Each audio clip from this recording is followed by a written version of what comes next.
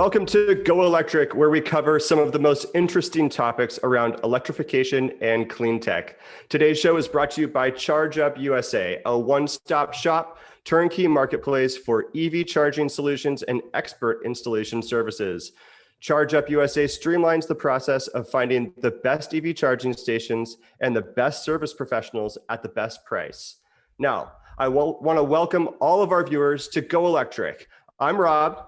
And I'm Josh. And we are passionate about making the world cleaner and greener. We are looking at all angles of the clean tech revolution, and our goal is to spread awareness about all of the incredible things that are helping to change our world for the better. If you're like us and you're passionate about clean tech and electrification, be sure to like this video and click that subscribe button below. Today, we're excited to welcome one of the founders of Nomad Go, an exciting clean tech company based here in Seattle, Washington, that's helping big businesses reduce their CO2 emissions and energy utilization to meet climate change goals. Today, we're joined by David Greschler, the co-founder and CEO of Nomad Go. Welcome, David. Well, thank you. And I'm really excited to be here, Rob and Josh. Glad to have you, man. Yeah.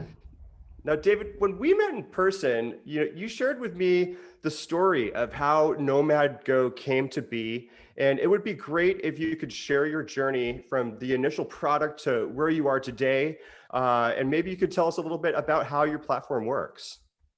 Sure.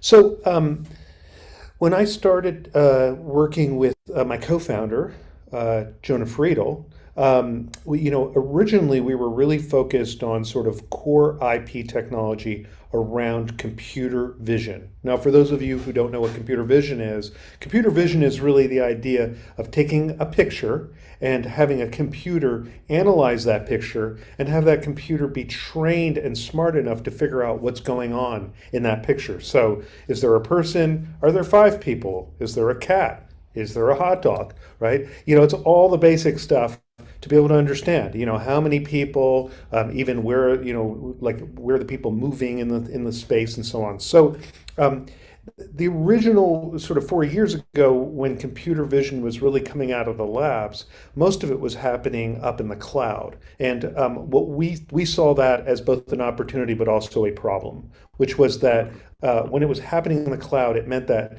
images were being saved up in the cloud, was using a lot of bandwidth, and it was also very expensive to run all that AI, that computer vision, in the cloud. So our first round of focus was really, how do we solve those problems? So what we built, what was called edge computer vision, the ability for all that work, all that smarts, all that AI to actually happen right on the device that's collecting the information, and in doing so, eliminate the high cost, eliminate the bandwidth, and protect people's privacy. And so our first step as a company was to build a robust end-to-end edge computer vision system that sees immediately what it's looking out on, interprets it, and just sends the resulting data up into the cloud, where then we use that data to provide insights, analytics, but most importantly, and this is really the second stage of our company, to control things.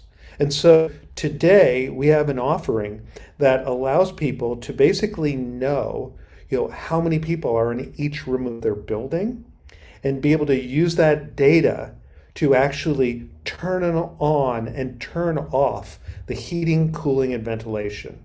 And the reason that is so important and so sort of different is that until our technology, every single commercial and multifamily building out there has been run on a set schedule, right? What that means is that every building basically either is running heating, cooling 24 hours a day, which is mostly the case in multifamily, or in commercial buildings, like gets turned on at 4 or 5 or 6 in the morning and turned off at 6 or 7 or 8 at night. And that's true regardless of if anybody is in that building. And so the missing gap here has been data, right? Without data, that was the best they could do, right? And really what we provide is real-time data that can then intelligently control the heating, cooling based on if people are in the room. And what that means, and here's the most important thing, is that we end up reducing energy usage by at least 35 or more percent. Wow. And correspondingly, we're reducing CO2 emissions that are tied to that energy. Tremendous. That is fantastic. Now, just going back to how things started, I believe that you and Jonah go back as just kind of like Josh and I do many, many years. Can you tell us about how you got involved personally initially with Nomad Go? Sure. Well, Jonah had another company in college that actually was really the kernel of this because it was using smart devices. And so at that time, I was advising him because I'm kind of a serial entrepreneur. This is my third startup. I did one that I sold to Microsoft in '06. I did another one around content marketing. And so I was just advising him on his piece. But what we realized at one point was, it was sort of like when we really started thinking initially about using the device to collect visual information. And I'd been looking at that for a while because I felt like computer vision, the ability to replace your eyes with AI is sort of like this massive industry that has yet to truly been untapped. I couldn't agree more. When I heard about what you were doing and when you described it to me and told me how your platform works and all the many different applications, as well as how it's being applied to big businesses, right, to help the environment, it's just incredible. Now, Josh, I know that you're eager to ask some questions here too. I'll turn it over to you. No, absolutely. So clean tech is really hot, especially even here in our local startup scene in Birmingham. So I want to ask a question for the founders that are listening or the founding employees that are listening around your first customer. When working with the first customer to bring them into this platform, what would you say was your greatest challenge? And what did you learn from it that you would pass on to other founders breaking into this space? Well, we were super fortunate. So to be clear, right, we had this technology, we built it, and maybe the piece I didn't add, which I should add to kind of give some color for the other founders listening, is that our initial go-to-market was in the food service industry. And the reason for that was that food service really is a machine, right? Between 11 and 1:30 and between 4:30 and 7 is when everybody shows up for lunch and dinner. And during that time, you want to have the best running machine in the world. So our initial application of our edge computer vision was to be able to measure customer flow through these restaurants to be able to help them improve their layout, their staffing plans, and so on, right? And so then we began to realize, there's another market for this, right? Which was this whole building market. Originally, we thought it was only about kind of providing occupancy in buildings. But back to your question, our first couple of customers were partners in the building automation space. So we have one of our big partners here in the Seattle area is ATS Automation. They are the premier building integrator out there. They've been around 30 years. They do work for Microsoft and Amazon and everybody else out there. And so they, working with them, first of all, they heard what we were doing and they saw need, right? They're like, we really need this occupancy data. And they also saw the bigger problem because today the only way you can judge whether people are in a space or not is using CO2 sensors. And immediately they were like, they're terrible. They were like, they said, they take 30 minutes to figure out approximately how many people are in a room. And by then most people have left. And, they require calibration every 6 months, which never happens. So their data's wrong. And so for what in many ways, they revealed to us sort of what the real problem was. And I think that's really important. You can sit as a technologist and theorize all you want on hey, wouldn't it be cool if? But what you got to do is listen into those customers and those partners and find out where does the rubber hit the road? And so immediately we deployed to their building and we put it around controlled ventilation, all this, and saw the results. And they saw the results. And because they were really experts in the field of ventilation ventilation and building automation, they're saying, oh my God, this is revolutionary, meant a lot, right? It wasn't just a bunch of techies going, oh yeah, this would be really revolutionary. Like they care, they know, like we trust their judgment, and their customers trust their judgment.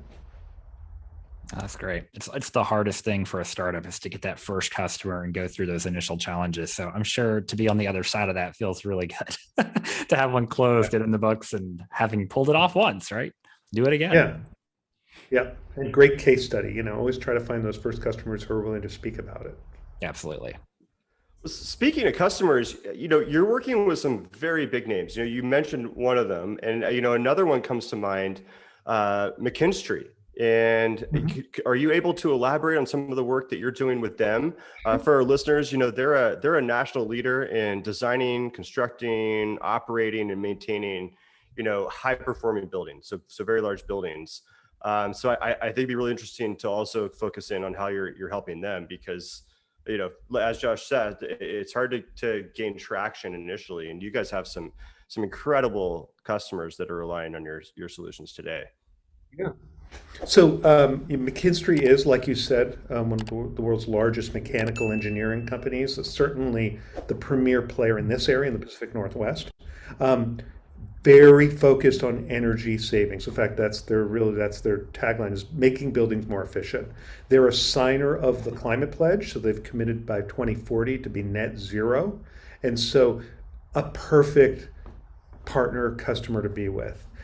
We've deployed to their headquarters. So again, you got to put it where the people are going to ask the hard questions. That's what I always say, right? You want your best as a founder. It can be scary to put it in with experts who ask all those hard questions, but you got to get past those hard questions. You have to really to solve for that. So yeah, very exciting group to be working with, and of course they also, a lot of their deployments are net new. So they're writing us into a lot of the net new deployments that are out there. So you just mentioned the climate initiatives that are going on. Let's drill into that just a little bit. So Seattle, Washington State, and a number of other large municipalities and states are making huge climate change commitments. What are some of the drivers that shifted your focus to clean tech, whether it be those initiatives or mandates or grant application money, things like that? What were the drivers for Nomad Go? I'll tell you, above anything else, we've got a really great team. Most of us have been together for almost 4 years. And I think we've all kind of been on this journey around how do we apply computer vision to different problems. And it's super inspiring to think that we could take this technology and actually help, reduce the impact of climate change.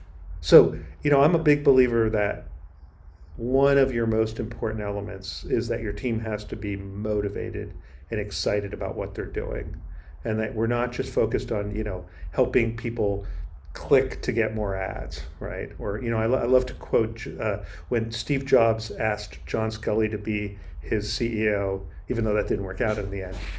John Scully was the president of like some Coke company or a cola company, and he said, well, do you want to just keep selling sugar water the rest of your life, or do you want to change the world, right? Like, really, this is about changing the world. And so let me give you a little context about buildings before we go into why the climate initiatives are so important. Okay, that'd be great. There's a lot of talk, and it's great about transforming transportation, right? Electrification, and it's awesome. I own an electric guitar. Well, I own an electric guitar, but I also own an electric car, and they're both fun. And they're both fun. Yeah, I plug one into the other. It's awesome. I'm driving around, self-driving. I can just play my guitar. No, I think they're awesome, right? And the work we're doing there is amazing. And and it represents somewhere, they say, between 23 to 25% of global greenhouse emissions. Buildings represent 39% of global greenhouse emissions. 39%. Now, a lot of people go, "Oh, that's because of embodied carbon, right? The when they make the concrete and so on." Yeah, that's like I think 28% or something of that 39%. The remaining 72% is operational carbon. Operational carbon is the lights, the power, the HVAC. And if you look at the revolution that's happened in LED lighting, which is incredible, right? Just quantum leap, right? Hmm. That's reduced the amount that lighting plays into that operational carbon significantly. So greater than 50% of this is HVAC. So it's a huge piece, right? And here's the thing. And by the way, I'm going to get back to your government question because I'm getting there, right? Here's the thing. Cars, used to be like mechanical devices with some computers on board. And as they added more and more computers, they became more intelligent because you got more data and they became more energy efficient. And then Tesla puts that on its head, and cars are no longer sort of these machines with computers. Cars are computers with a couple machines, right? It has flipped it, and as a result, like you get the efficiency you get because now you have an electric engine, and it is. But if you drive an electric car, you realize how much data is essential to it. Without it, if you didn't have the computers, you would have nothing. It would just be, it's kind of what previous electric cars were. They just kind of tried to replace the gas with a battery, and they didn't really work, right? It's data is actually the revolution here, right? Yeah. Buildings, okay, are no better than the Model T. They have little to no data. Building automation systems are the closest they come to actually having data. And even the building automation integrators out there go, it's terrible. It's ridiculous. I mean, just like the fact that you've got these set schedules. I mean, how more dumb can you be than just basically saying, well, I guess people are going to be in my building from, 6 in the morning to 6 at night. So I guess we'll just heat and cool it, at a really narrow temperature band, right? At that point. Especially in today's age where people might not even be going into the office at Exactly. all. Or The their absurdity, hours of going in. Yeah. the absurdity of it has been revealed with COVID. Okay, the fact that you could literally look out on the Seattle skyline and say every single one of those 50 to 60 towers out there are just burning energy, and half of them, which are office towers, there's not a single person in there, right? People find that hard to believe. I found it hard to believe, but I have confirmed by talking to the building managers of most of the large corporations in Seattle, and when I ask, "Are you still running your buildings on set schedules?" They go, "Yeah, of course," because they don't have a choice, right? Yeah. They don't have the data, so what are they going to do? So the CEO shows up in that, on the 30th floor of that building. It better be comfortable, right? So this is the issue. And so back to your question about sort of the role of how clean tech and government and so on in plays. I believe the kind of focus that the government has played on transportation, which has been great, the sort of tax credits that have been available if you buy a car, and I guess with this new bill, the infrastructure bill, there's more of that, and the Build Better Back, there's more of that.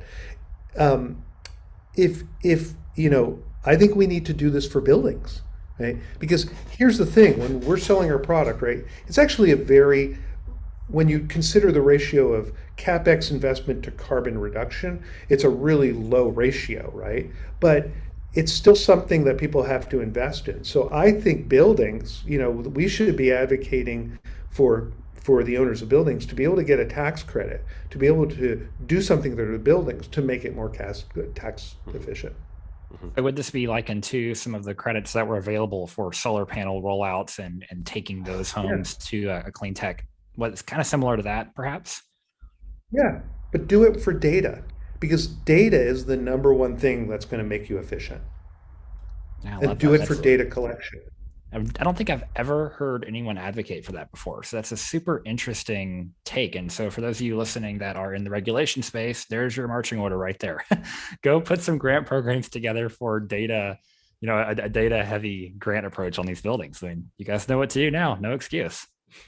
Yeah, I mean, it's like you look at all these different efforts that are out there to reduce, or either reduce usage, the emissions of carbon, or literally take it out of the atmosphere, right? And so many of them are really capex heavy, which, by the way, I'm all in favor for. I think right now we should be trying everything. So like you think about this, the ones that are sort of, there's one in Switzerland where it's pulling air, right, with fans, and then taking the CO2 out, and that's a big capital investment up front, right? And then it's also, again, I don't have the data on this, but I imagine the fact that you're running all these fans all day long is probably pretty energy Expensive. intensive. So I think it's something that we have to start thinking about, which is like, what is the capex and what is the operational cost ratio to return to, like, how much CO2 we've removed or we've reduced.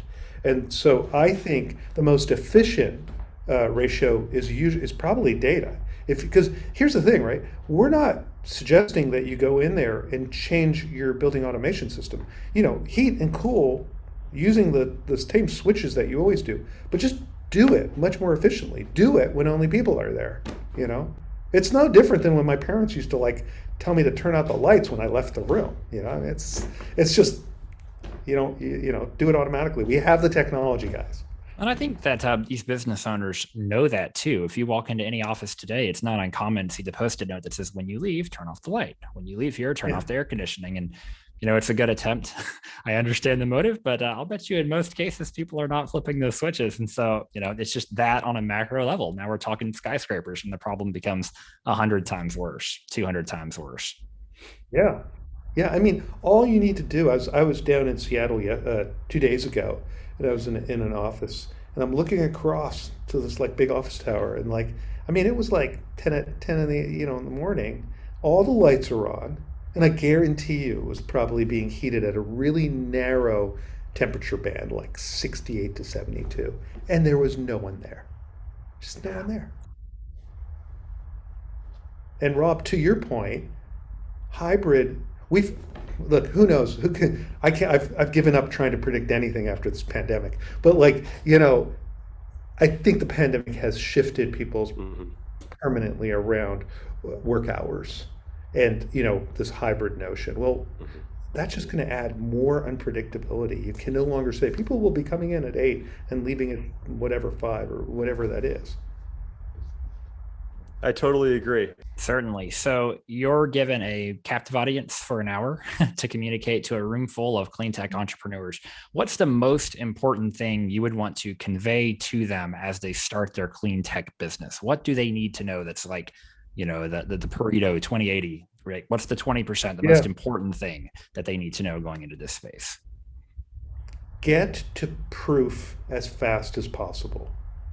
And it can be on a small scale, but at the core of this is, are you truly saving, and reducing CO2 emissions, right?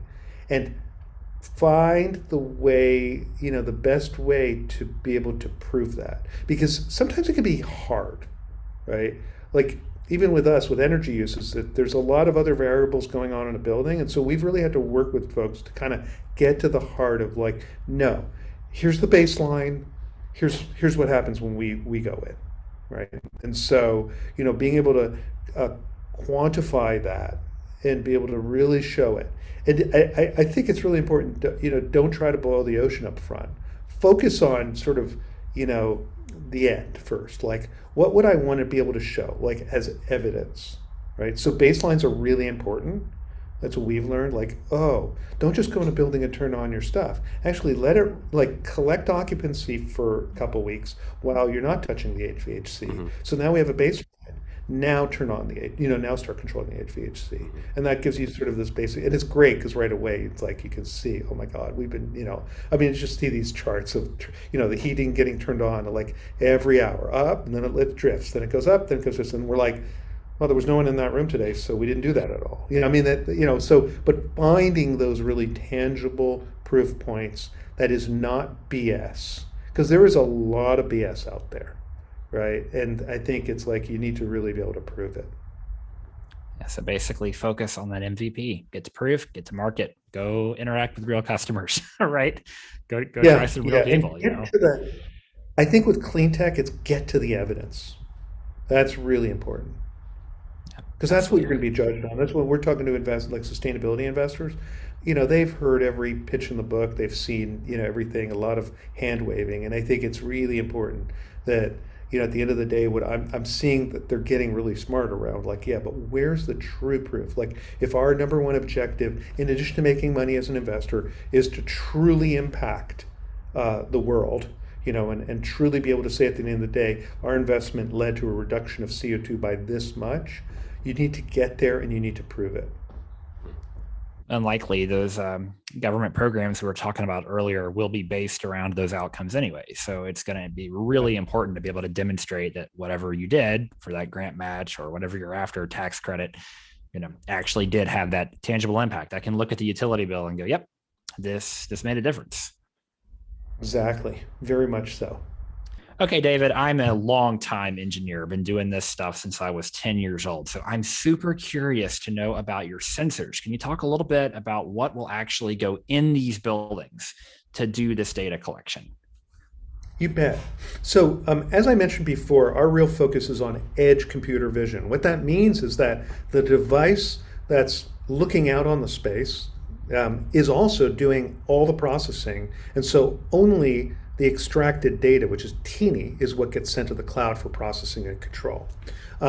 Initially, actually, we started with maybe the world's greatest sensor that's out there, which is the one that's in your pocket, right? iOS devices, because they're relatively low cost. They have the world's greatest camera. They are the most secure, and they have incredible processors.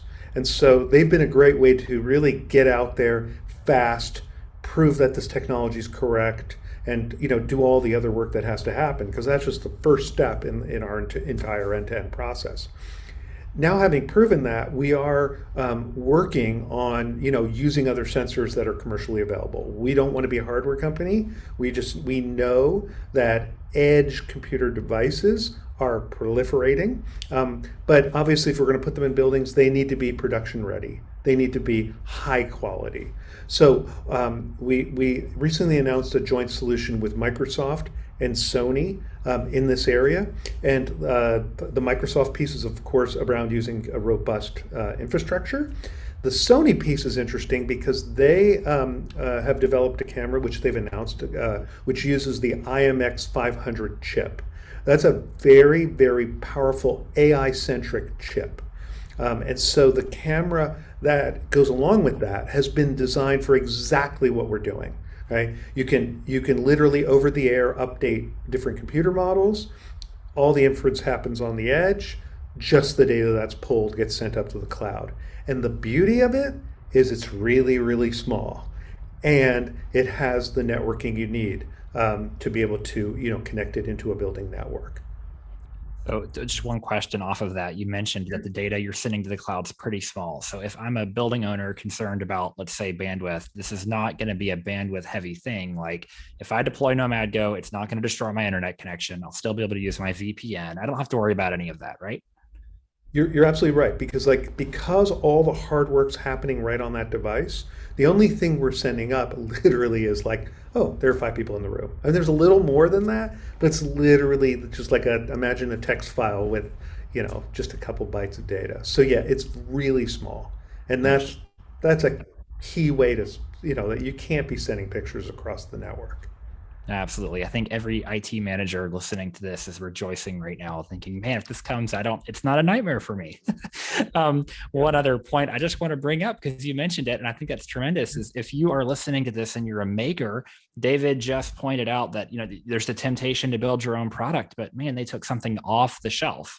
and built on top of that to do their initial go to market. I think that's a super, like, that's something really meaty. If you get one thing out of this podcast, I would say, if you're a maker, don't be afraid to take off the shelf stuff and go interact with your customer, right? That's just tremendous to me. Had to point that out. Yeah, I'm a big believer in that. Do not reinvent the wheel. Find a way to get that wheel moving faster. And and for us, it's I mean, being a software company or a hardware company is a big difference. There's a different business model often involved. A lot of companies that are out there, sort of this merge of two, and the hardware drags you down. There are great companies, large companies, super robust companies making a lot of this stuff. Take advantage of it. They're happy you're doing it. You'll be happy you're doing it. You don't want to have to reinvent the wheel. That's great. Well, again, congratulations on your partnership, and thanks for getting into that. That's just a great deep dive. I'm glad we did that. Great. Thank you. Rob, he has answered my questions, man. So I'm going to hand this back to you. David, if somebody wants to get started out with Nomad Go, how do they get started? Where can they learn more about your platform? Sure. So really simple. nomadgo.ai. And that website will has all the information, has some case studies in it. It explains the technology, and if you're a partner, somebody who wants to resell our offering, there's a place there to reach out to us. Of course, if you're a customer, there's a place to reach out to us. So yeah, would love to talk to you. There you have it. Go check out Nomad Go. Find out about the huge impact that they're making, helping big businesses, large buildings reduce their energy consumption as well as their CO2 emissions. David, thank you for being on the show. For everyone listening, be sure to like this video and click that subscribe button so you don't miss a beat. And be sure to tune in for future episodes of Go Electric. The best is yet to come. For those of you listening, we've got the guests on the lineup are super. It's going to be 10 more Davids. So definitely tune in for more. Thanks everybody for tuning in. And as I like to say, long live the pioneer. Long live the pioneer. Yeah. Absolutely. Take care.